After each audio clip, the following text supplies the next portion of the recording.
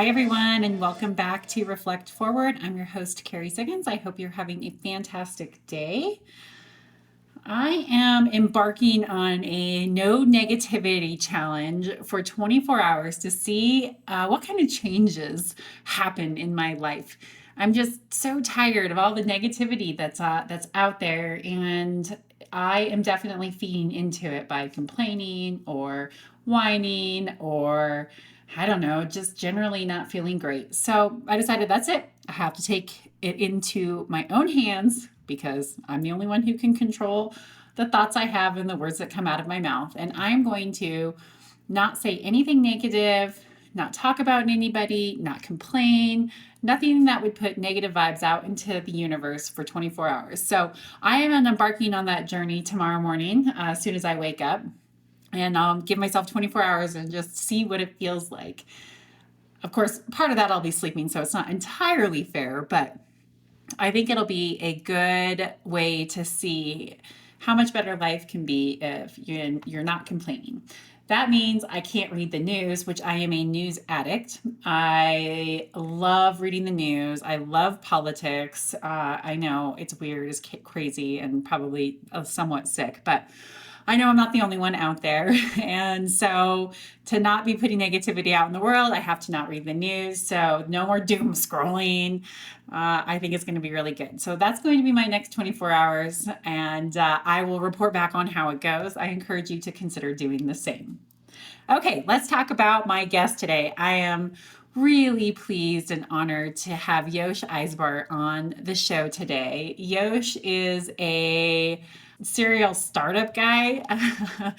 He's been part of several startups and most recently just started a new company called Fulfilled, which he'll tell you all about in the show.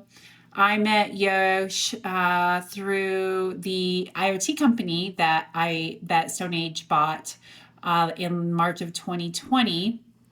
And my director of sales wanted to introduce me to Yosh and his business partner. We had done some work for them in prior years, and it turns out Yosh was in YPO, not in my chapter, but we had all kinds of things in common, and we hit it off. And now we are good friends and doing all kinds of things to support each other. So Yosh, not only is he a serial startup guy, he is also a mindfulness practitioner. The company he started before Fulfilled, it was called Nimble, which was an SAP service providing company, which he'll tell you a little bit about it too. He loves blending what he calls the mindfulness traditions and the startup grit. And he does this by documenting his thoughts and his journey in his Startup Sutras, which he has a website and puts them out on LinkedIn.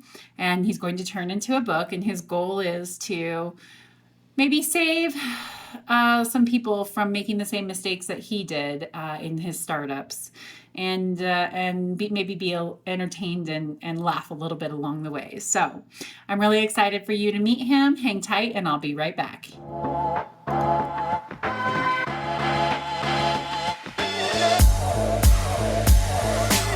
Welcome back, everybody. I'm so excited for you to meet my guest, Yosh Eisbart. Yosh, thanks for joining the show today. Absolutely. Thank you so much, Kerry, for having me. Great. So you're a startup guy. Tell us why you're passionate about startups. Absolutely. So I've been in the startup world for in essence my entire professional career, and I think one of the reasons is I've been told that I'm an awful employee. So me having to report to people is not bode very well, and I think just naturally me gravitating towards the autonomy that is afforded to the startup world is one which really resonates a lot for me. I think the other thing with a startup is the aspect of growth. And again, I've been called many things, and one is a growth junkie. And so the fast nature of a startup, quite frankly, the as existential component of always trying to ensure that you're able to not only first survive but then thrive.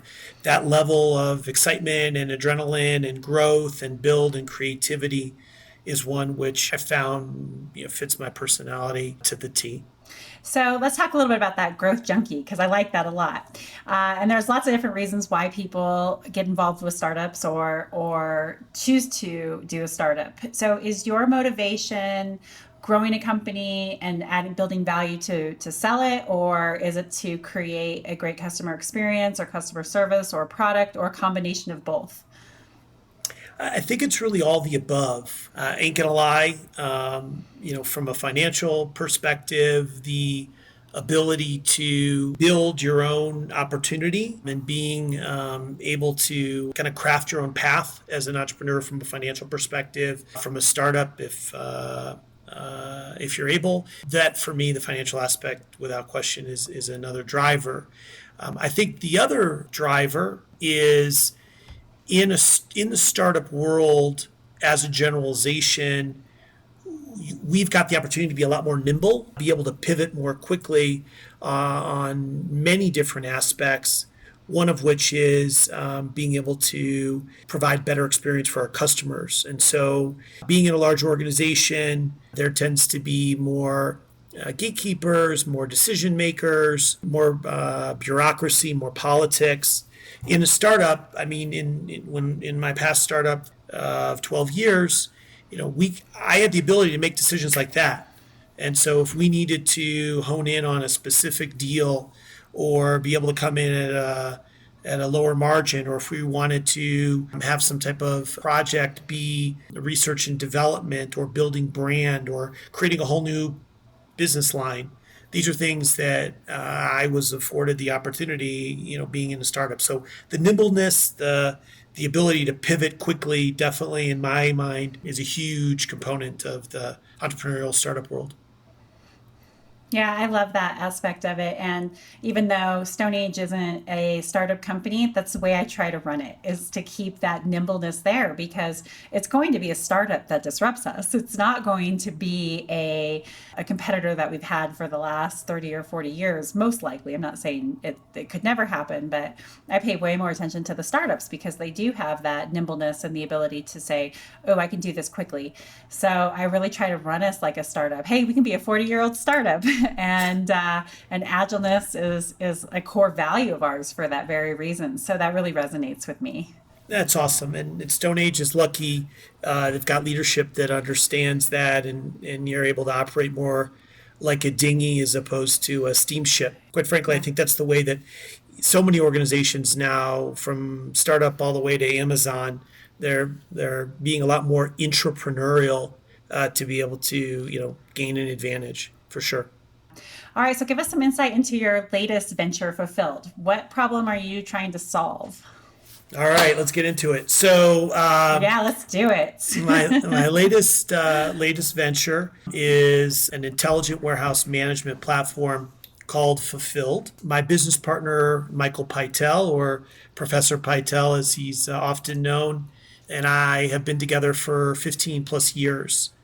And our old company, or our previous startup, most recent, was a enterprise software business called Nimble. It was a bootstrap, self-funded company. Mike and I started in 2009, and we scaled it and recently exited just this past year after the acquisition of a publicly traded global competitor. We are, in essence, taking a whole host of the lessons learned that we did at Nimble, and we are evolving it into Fulfilled. So at Nimble, we worked in the enterprise software space, a large business software package called SAP, and we would often build custom IP, intellectual property, custom software, which would plug into SAP on behalf of our customers. What we never did in the Nimble days was productize it. We never shrunk wrap it, and then we would use that IP and sell it to the greater market. What we are doing here at Fulfilled is we're leveraging that experience that we had back in the day, and we are now going hyper focused within the warehouse management world, which is well ready for disruption. And not only are we building an intelligent native cloud warehouse management software with machine learning, with digital twin, with core warehouse, I'm not going to bore you, but a whole bunch of rich warehouse functionality. but and we are also bringing in the hardware aspect, which right now is disparate within the competition. So we've got the intelligent cloud native warehouse management software as a service, and we've got real time location tracking, 5G, ultra wideband technology within the warehouse. So we've got beacons that are in a warehouse, we've got scanners and lanyards, and all this triangulation going on with this rich data around where do assets exist, where are employees working, what's the pattern of the employees. All that rich data is going back into the software then to provide proactive system recommendations, blah, blah, blah. So that's kind of what we're at. We're super excited. The market is ready for disruption, and we're trying to disrupt. So, how did you pick warehouse logistics as the next step after you sold Nimble? So we were focused in the Nimble days around several market verticals. And I think one of the things that we learned at Nimble, or that you learn at a startup, is the more focused you are and good at what you do from a specialization perspective, the higher value you can bring to the marketplace. And so in the Nimble days, we worked in many different industries, but some of the industries that we spent a lot of time in were manufacturing, wholesale distribution, 3PL, logistics, CPG. Those were some areas we had some great success. And ironically or serendipitously or fill in the adjective, with COVID, so much and what everyone's saying is that, which I believe is that 10 years has now been accelerated into 10 months worth of time. So we feel like we're also in good timing. The concept around fulfilled and manufacturing or warehousing within this manufacturing world predates COVID. I just feel like though that the market is really receptive to this type of this software hardware platform. All right, let's talk about you and your partner, Professor Pytel. I love that you two keep teaming up to do these ventures, and I think I read an article saying this was maybe your fourth one. So, what's the secret to your relationship success? I probably need to bring a bottle of scotch. Your favorite beverage. So I think statistically, they say that 80% of small businesses, fail because of partner conflict. And I would think that it may even be higher. Working with a business partner is as or almost as intimate as a marriage. And Michael and we've had a long relationship since 2005. Correct, this is our fourth venture working together, second startup. And it really is, I ain't gonna lie, like it's a challenge. And I think that Michael and my relationship has evolved over the years. And I can say that without hesitation, our relationship now is the strongest it's ever been. But it doesn't mean that it hasn't been challenging. And Michael is tremendously talented.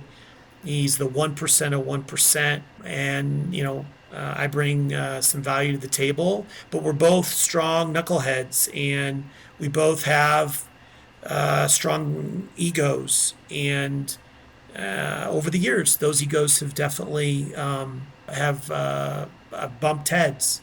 And I think the key is that as much as you can, which is super important, having transparency, being constructive, being vulnerable, and being empathetic, those are the key aspects which, quite frankly, we haven't had throughout our experience. And so I am blessed that Michael and I are still together after all these years, and blessed that he's been my business partner. But there's good times and bad times for sure.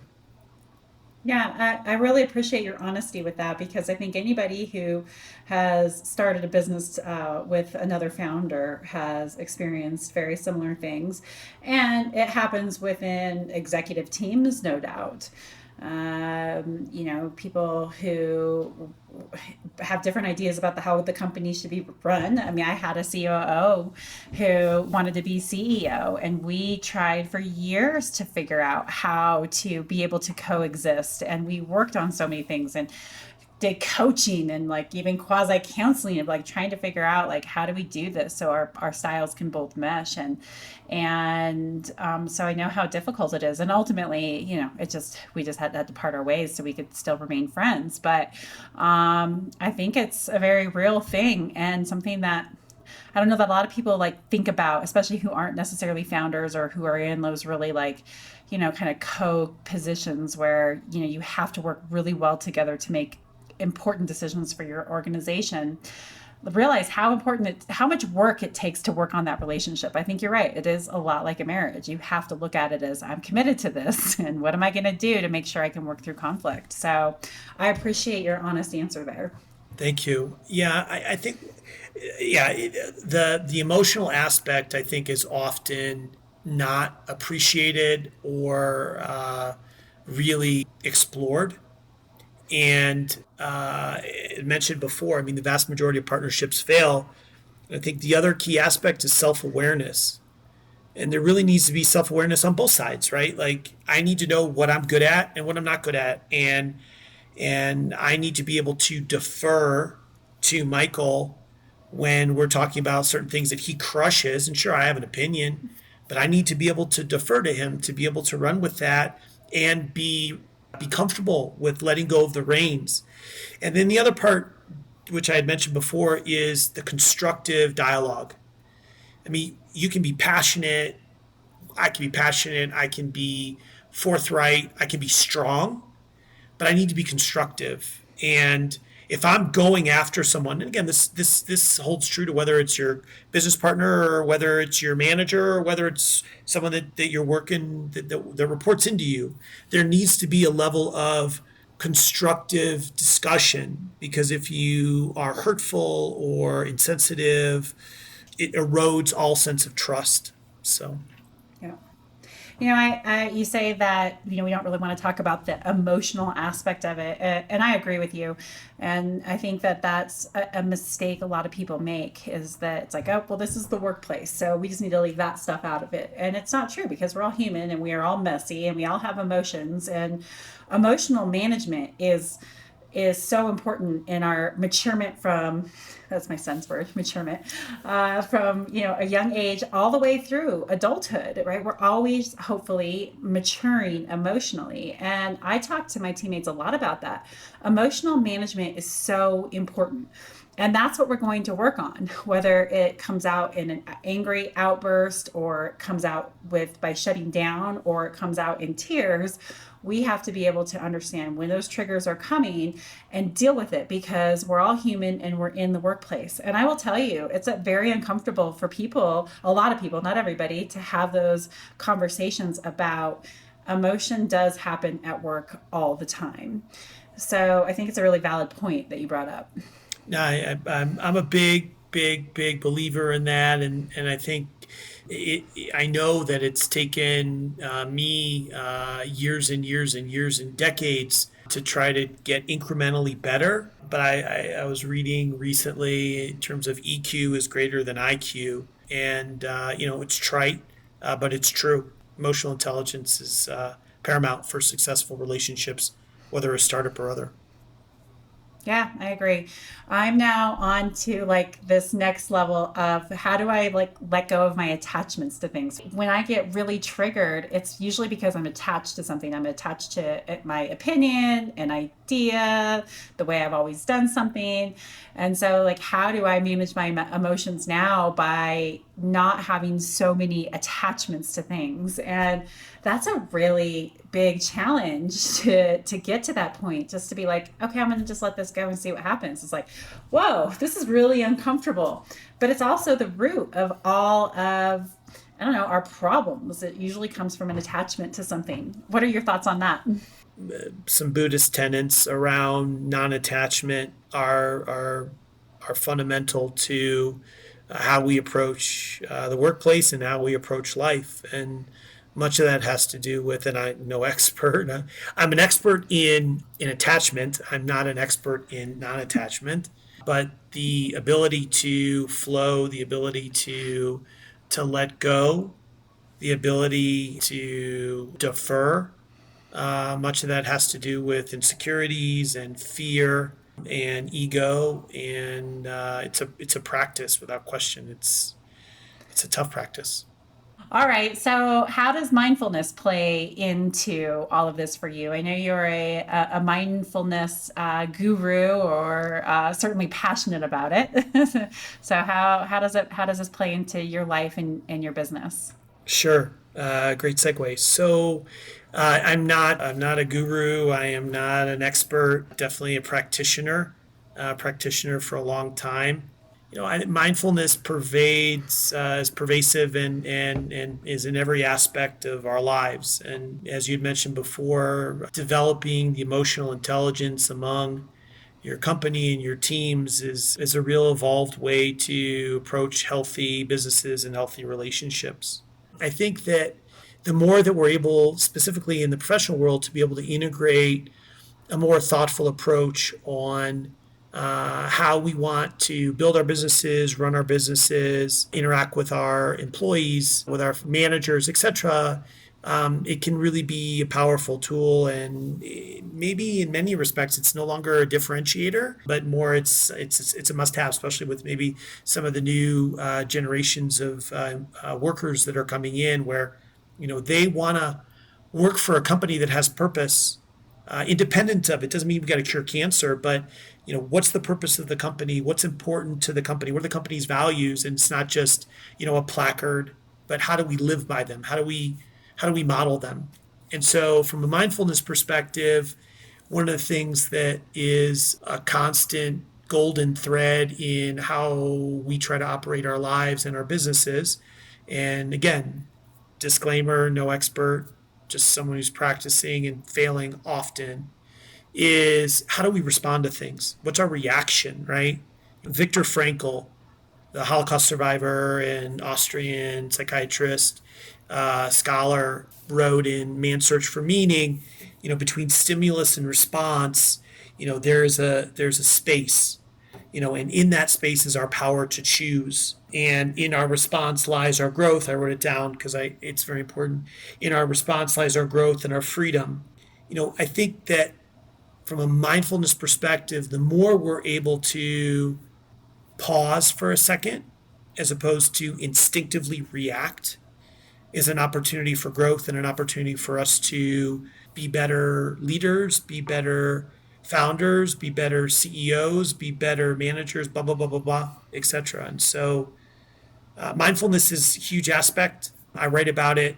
I'm in the process of trying to put together some of these thoughts in what I'm calling the Startup Sutras, and it's the lessons I've learned, it's the mistakes I've made, it's some of the good things I've done, and kind of how we as members of a greater organization in a business, how can we be more effective?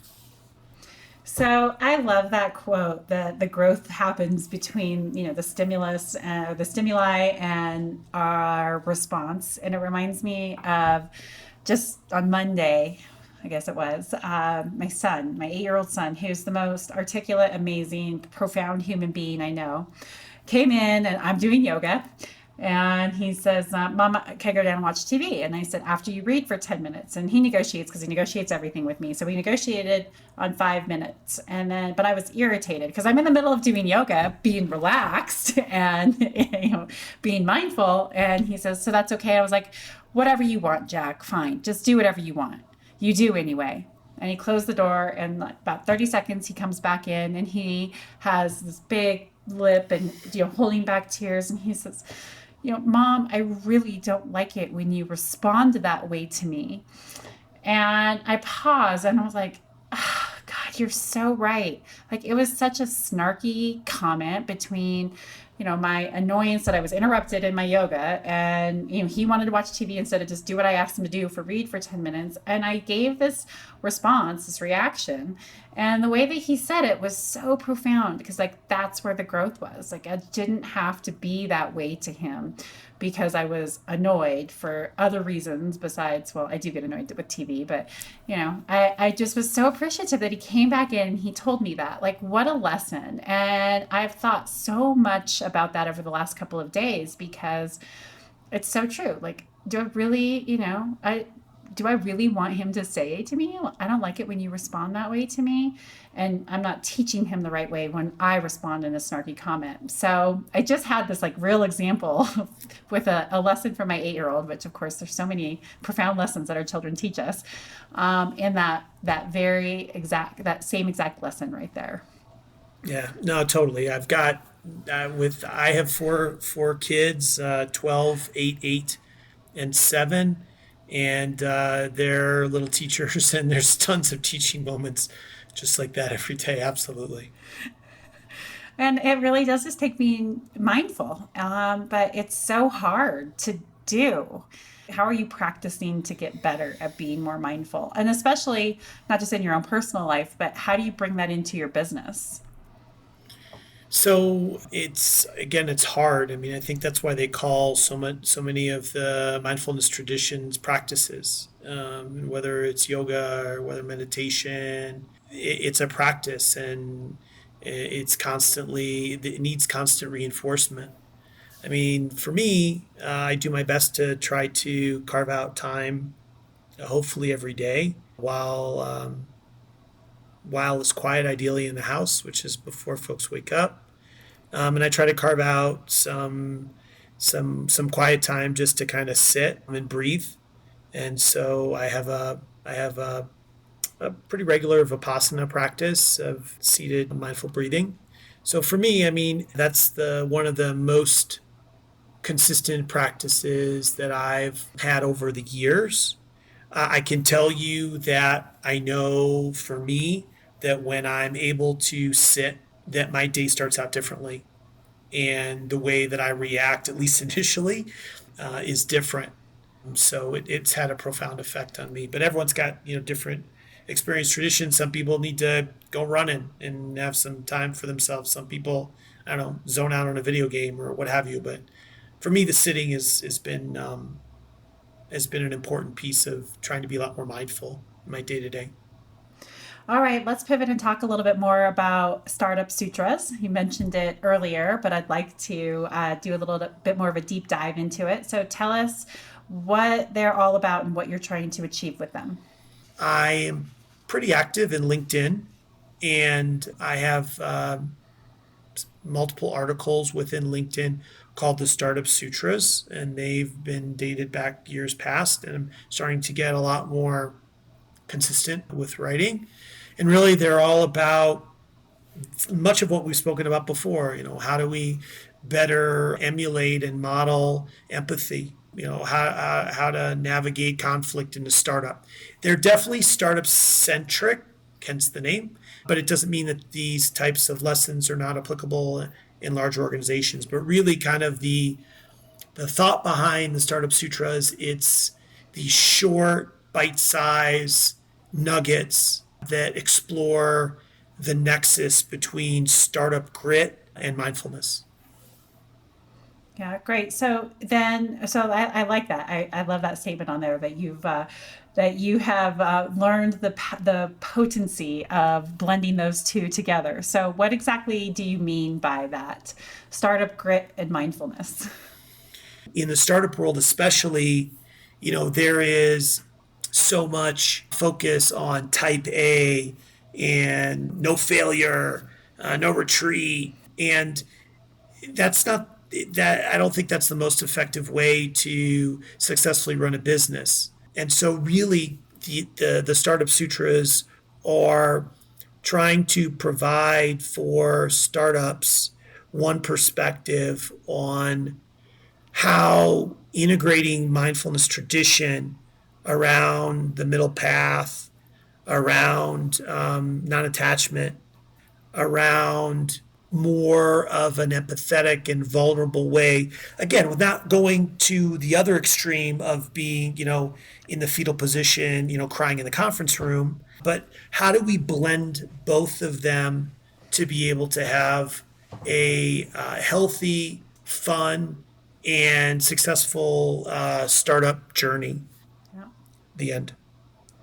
I love it. I love it. So I haven't thought about it in the potency between, mindfulness and grit, or mindfulness and financial success. But I completely agree with you. I think that's one of the interesting things that an interesting way to look at it is how Stone Age has been built with that whole employee ownership mindset.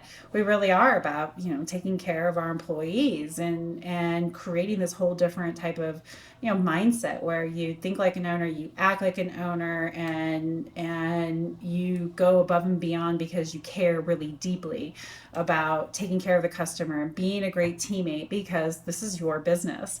And I think it is the blending of that idea of we'll share in the success of the company, but we're not going to do it at the cost of our culture because you're all owners.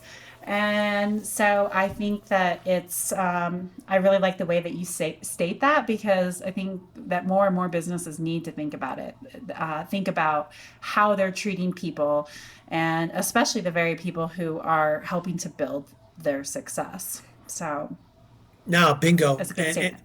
bingo. I mean, we are our companies are again super non-prophetic, trite, but our companies are built out of people, right? And like, how Yep. do we win the hearts and minds in a healthy way? So folks Yep. are there's a level of trust. They're committed. They're excited. They're passionate about what they're doing, independent of industry. There's ways to do that in every organization. One of my buddies, he's a manager, owner of a barricade company, and it's barricades. It's a wonderful business, but the level of commitment that he and that group have been able to foster and nurture is one that is admirable, and that can happen in any business. And so we think about what resonates with us. We want to be part of something that has meaning. We want to be part of something where our fellow coworkers as well as leadership cares about us, and it's not just about a dollar sign or additional billable hour or selling another software or selling another piece of machinery. So that's what drives folks for sure. So Yep, I agree with you. I mean, we have the same thing. I remember when I first started at Stone Age, I was 27 years old and I was like, what am I doing here, right? Industrial cleaning, like we make sewer cleaning tools. I thought I was going to be doing something far more glamorous. But I can't even imagine doing, working anywhere else or being anywhere else, leading a different company. And it really is the purpose that we all have, which we love our products and we're doing really cool things from a technology standpoint and making the world safer and cleaner. But I think that most people's intrinsic purpose comes from like, I'm part of a really great team. Like, I love coming to work every day because I'm valued, I feel included, my opinion matters, I laugh a lot, I work hard, I'm creating something of value. And so when we talk about purpose, I think a lot of people think it's like, well, you're not saving lives, this isn't, or trying to fly people to the moon. And it's like, well, no, but that's not where purpose has to come from. It doesn't have to be a social purpose, even though there's definitely benefits to that. It can really be truly about just creating a great place to work that allows us to create great lives for ourselves, and then that goes back to our families and then to our communities, and it has such a ripple effect. 100%. So I have a question for you. So, I mean, Yeah. talking about everything you just mentioned and building that culture and being part of a great team, how has remote working in COVID, how has that impacted? Because it sounds like, which is, again, so important in so many organizations about connection. How has COVID impacted kind of that connectivity or that team morale or et cetera at Stone Age? It's been really tough. Right before I sent everybody home, we got an encryption attack, and so February 20th until March 16th was when, everything, the stay-at-home orders were issued in Colorado. We had never pulled together. We manually shipped every order, and our customers did not feel a thing. And it was a nothing but an epic display of teamwork and camaraderie and pulling together. Like, we're not paying, those hackers that are the ransom fee. Like, we're going to do this, and we did it. So to go from our culture that is already very much connected and together to this very intense 3 weeks of pulling together and working so hard to do everything manually and keep track of it so everything didn't blow up after we went back online, to everybody go home and you don't know when you're going to see each other, was incredibly difficult. And we've pulled together really well as a team, but I'm worried about the long-term effects on our culture and what that's going to look like, because I know I'm going to have employees who say, I want to work from home. I get so much more done. I love having lunch every day with my spouse. My relationship is so much better because of this. I have more flexibility for my kids, but then there's this fairness thing because we have to have people on site to build and ship products. And so, I'm right now, we're just starting to look down 6 months down the road. We're going to be back in the office. Like, what does this mean? I think we were a strong enough team that everybody could say, we can figure out how to do this with technology. And we've done a pretty good job of it. But everybody's looked at it as like, well, but it's a short-term thing. We'll go back to the way it was as soon as COVID's over. Well, we're not going back to the way it was. So I don't know. I don't know how it's going to look yet. And it's very uncomfortable to be in that place of, I don't know. I do know our culture will look different. I just don't know what it's going to look like. Yeah, I mean, that's fascinating. And during the beginning of COVID, I was still part of Nimble, and we were having discussions. But now with Fulfilled, I mean, it's a much smaller team that's already naturally dispersed. So I'm not experiencing that right now. I was just curious, how y'all were handling it. Yeah.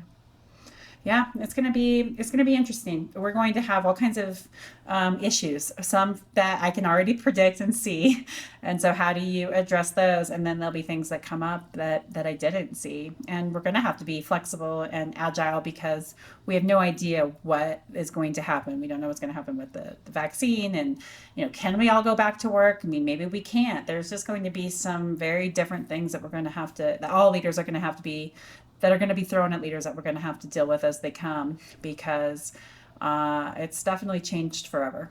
Totally, totally. Yeah, yeah, yeah. All right, so a few more questions as we wrap things up. So the name of my podcast is Reflect Forward, which has many meanings to me, but I'm curious to about what you think Reflect Forward means. What does Reflect Forward mean to you? I'd love to learn some of your translations. For me, I love the name first and foremost. I think it's super thoughtful. I love the word reflect, and again, the ability to kind of pause, provide some space prior to response. So for me, reflect forward really talks about, as we looking in the future, as we are, tackling on something that's up and coming, can we have that opportunity to be able to pause, to have that opportunity to reflect, to create some space. And so for me, it's the ability to create some space, some reflection, some pause, as we're about to tackle the next thing. What does it mean for you? Yeah. So it's how I've lived my life forever, but I didn't really realize it until my life fell apart in 2006. It was on its way for falling apart for about 5 years before that, but I had a pretty bad drug addiction, and in Labor Day of 2006, things got really bad. And as I was recovering from almost overdosing, and thinking about what my life would look like, all I was doing was sitting there beating myself up for the decisions I had made. And I knew that I was better than that, and I could was had so much more potential than what I was living up to. But I was also thinking that I deserved what the life I had created for myself. And at that moment, like I had this flash of like, your future can be so different. And I knew that I needed to go home. So I was living in Austin, Texas at the time, and home was Colorado. And so right then and there, I knew that I had to go home and I had to go back to Durango and reimagine an entirely different life for myself. And so it was in that moment of reflecting on the past 5 years of my life and really what had led up to that. And then, knowing that I wanted something different, but not knowing exactly what it was going to look like. That was my moment of like truly profound, life changing, reflecting forward. So I packed up everything I owned. 6 weeks later, I was driving to from Texas to Colorado, and I cried the entire way because I had no idea what I was going to do. Like, how do you get a job in Durango? What am I going to do? I'm 27 years old. I'm going home to live with my mother. Like, this is not what I imagined my life to be like, but I just knew I needed to be there. And so that is like the fundamental thing for me of reflecting forward of this. I have to make this change, and I can analyze it to death and I can use it to propel me to a different future. That's awesome. I didn't know that. No, Yeah. that's awesome. Thanks for Yeah. sharing. Yeah. Thanks for asking. I appreciate it. All right. So, throughout all this conversation, you've given so many great pieces of advice. But if there was one thing that you could tell leaders who are looking to be the very best at what they do this, what would it be? I would say that in the leadership world, especially in in the startup world for sure, if you're able to surround yourself with not even like-minded, but surround yourself with trusted, confidential peers that have in the business world have a strong professional experience, that has an opportunity to be a game changer. And for me, not probably indifferent for you, I joined a business networking organization several years ago and was going through a real tough spell with my business partner, with Mike. And we were from a business perspective, crushing it. But from an emotional perspective, it was really challenging, just the amount of stress on so many different levels. And so I would say, succinctly, to answer your question, finding peer support, and whether it's a YPO, whether it's an EO, whether it's a Vistage, whether it's a self created peer networking organization where you're able to meet frequently, consistently, once a month, being able to carve out that special time to be able to share what you're going through, learn from what other people are going through, be able to reflect, being able to process, being able to sometimes provide support, sometimes just listen. It can be transformative without question. For me, that's my experience. Yeah. I could not agree with you more. I wish I would have joined YPO earlier than when I did because even though I've had great mentors and some peer support, being in Durango, it's not like you can meet face to face with lots of people who have the same challenges of running a global manufacturing company. And so I've learned so much from my YPO peers. I'm so incredibly grateful for it. Even if it's just sometimes like, oh, good, I'm not the only person who's going through this. I felt like I was alone, and really, you're not. So, I love that answer, and could not agree with you more. Awesome. Okay, so what's next for you? Well, my daughter, she's got theater practice, so I got to go take her to theater. I've got actually a forum startup meeting tonight, international. It starts at 4:30. Probably have to cook dinner. So tactically, that's How about what's are you writing a book? Come on. Tell us about your book. so with the Startup Sutras, I am starting to put a lot more form and energy behind it. I'm throwing it out to the universe. So yeah, in terms of some goals and objectives, I'm looking to have the Startup Sutras published by the end of the year. So that's requiring some committed time in front of the computer and writing and deleting.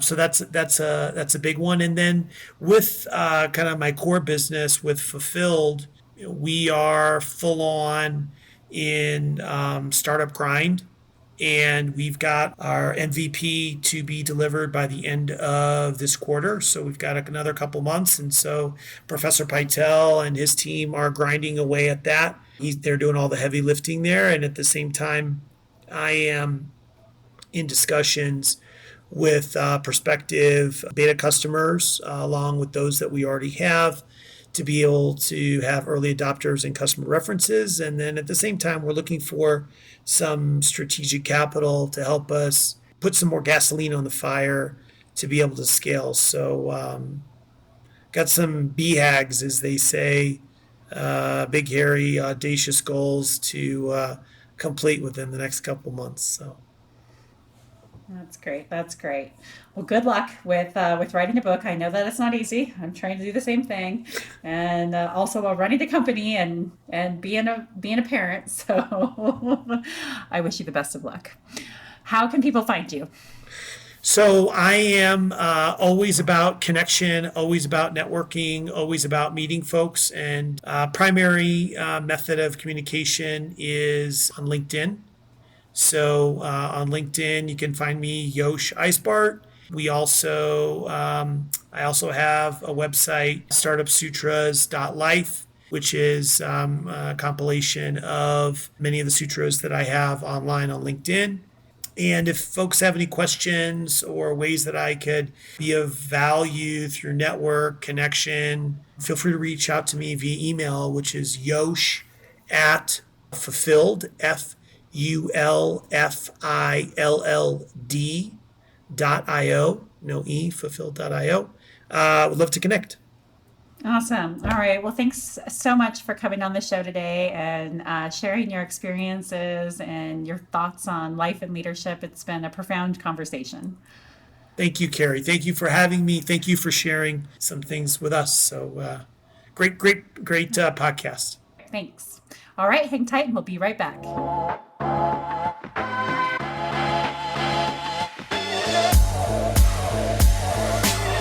Okay, I'm back. I hope you enjoyed getting to know Yosh a little bit better. Such a great guy. All right, so my question of the week comes from a conversation that I had with one of my employees who was really struggling with the desire to be liked as a leader and the difficult decisions and hard conversations that you have to have as a leader and make as a leader, and how to balance that. So she was feeling like she shouldn't reprimand somebody or give tough feedback because she was afraid that that person would no longer like her as a manager.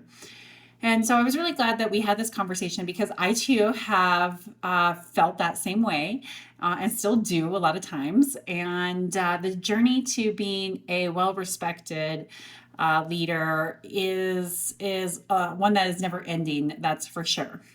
So I talked to her about the fact that it's not really about being a liked leader, although there's nothing wrong with wanting to be liked, and there's nothing wrong with being a leader who is liked by others. In fact, lots of good things can happen from that.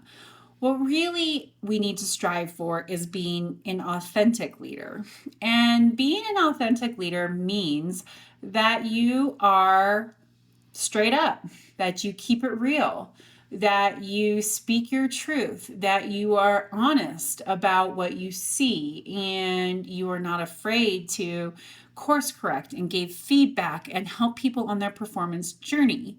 Authenticity is the name of the game, and that is what will lead to respect. When people know where they stand with you, when they know what to expect from you, they know that you're going to help them, even if it means having a difficult conversation and hearing something that they don't want to hear. That will help bring out the very best in people, which is what people want. And so I told her your goal should be to be authentic. And if you're holding back, then you're not being authentic. So figure out how you want to give this tough feedback in a way that is you, that is authentic, that is helpful, but it's honest and it's direct, and you're holding that person accountable. So, I wanted to share this with you because I know many of you also have this same affliction, wanting to be liked. It's a common, I mean, it's natural. It's what humans want. We want to be part of something. We want to feel included. We want to be accepted for who we are. So, this is not something that we should try to push away. It's something that we should accept as part of who we are and figure out how to be authentic and accountable and hold others to accountability, but also do it in a way that makes you feel like, hey, I'm being a great leader and I can be liked, and that's okay. So, how do I do it? Well, first, number one, I've had to learn learn to be okay with the fact that my decisions are not going to make everybody happy. But my role as a leader is to make sure that my team is on the right track and that we're all pulling in the same direction and executing the vision and the strategy.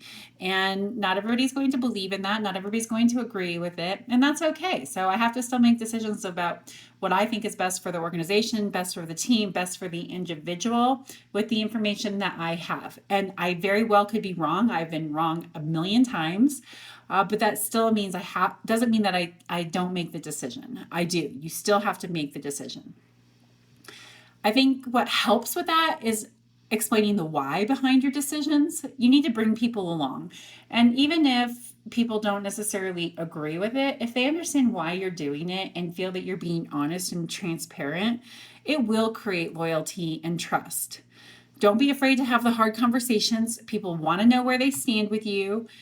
So instead of holding back, coach and guide them. Remember that we're all learning and you're just teaching them how to perform better, teaching them what your expectations are, and then letting them live up to those expectations and meet those performance standards.